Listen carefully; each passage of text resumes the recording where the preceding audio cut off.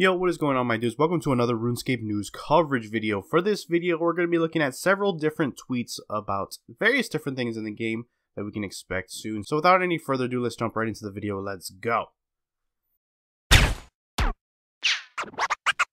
Cats is the illest. What you talking about, Willis?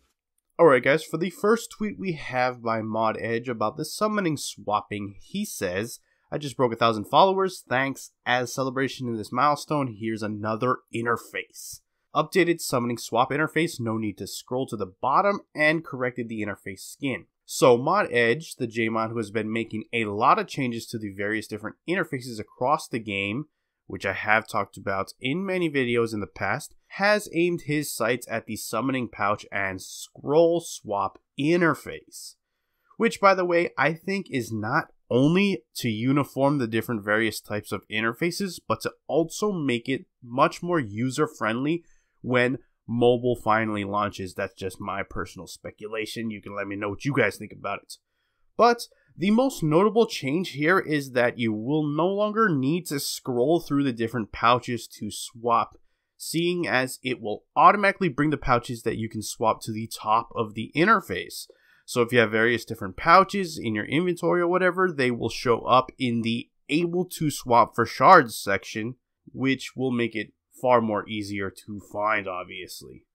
Now, we don't see it here in this picture, but I would assume that the same holds true for the scroll section of the interface as well. Mod Edge has also made it display the correct interface skin, which is always nice. Those of you who are using legacy mode skin or interface will obviously see this one here, and those of you using the modern skin will obviously see the dark blue variant, which is nice. Do let me know what you guys think about this interface change. It's very small overall, but very useful nonetheless.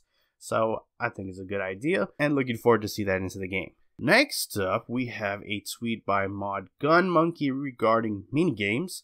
So he simply says, quick poll, would you rather see all potential prizes to be won in a minigame or kept a little mystery so it's more of a surprise when you get something shiny? Obviously, people voted is already over, but people want to be able to see the prizes. Anyways, we got this quick Twitter poll, which, like I said, is now over, asking the community how we want minigame prizes to be shown. This is, like I said, by Mod Gun Monkey, which I have personally never heard of before, but it appears that he is a UI artist. So I'm not sure if this poll is a hint at any new updates.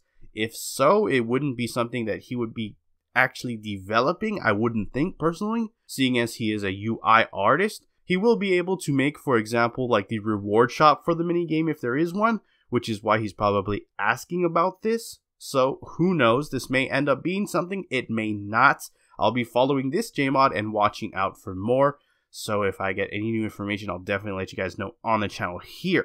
Minigames, you know, they don't really do too well in today's climate unless the rewards are really good, making the minigame worth doing.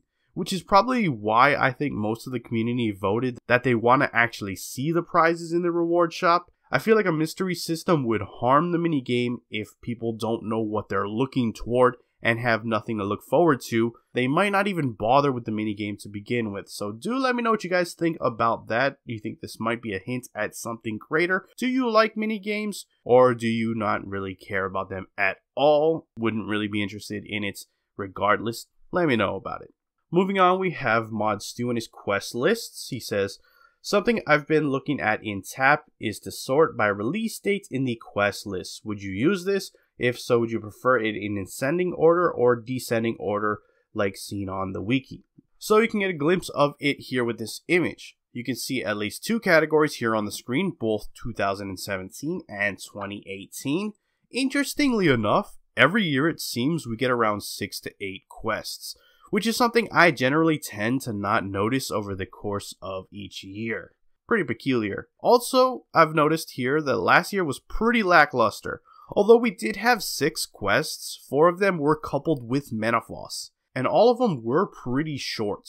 I could have easily myself classified them as mini quests, to be honest, but it is what it is. That's neither here nor there. Let me know what you guys think of this actual update though. Are you interested in looking back at seeing exactly which quests were released at which year? Do let me know if this is of any interest to you. And finally, we have something by Mod Orion showing off the Shadow Sirenic. If you didn't know, Sirenic, along with Tectonic, is getting a graphical update coming with the Elite Dungeons update right around the corner. I have personally shown off what both of those look like when the update does come out, but in case you have missed it, here is what Sirenic will look like after the rework. It is a really awesome change, and the detail has ramped up drastically, so I am excited for this graphical update to finally come out. Anyways, Mod Orion has shown off one of the dyed variants on Twitter. Here we have a brief look at the Shadow dyed variant. Let me know what you guys think about it. It looks really interesting. The plated parts that protect your body are a dark charcoal colored hue, which is interesting, while the inner parts between the cracks and such are purple. Not only that, they are animated as you would expect from a shadow dye. But overall, it does look very different and unique, so do give me your feedback on it. Do you love it? Do you hate it? Sound off in the comments below. And that will conclude all that we got for today. These are all the tweets. Links will be down in the description below if you do want to go ahead and check them out for yourself and maybe comment on them perhaps. So they will be down there, no problem. That being said, I will wrap up the video there. If you have enjoyed it, hit that like button.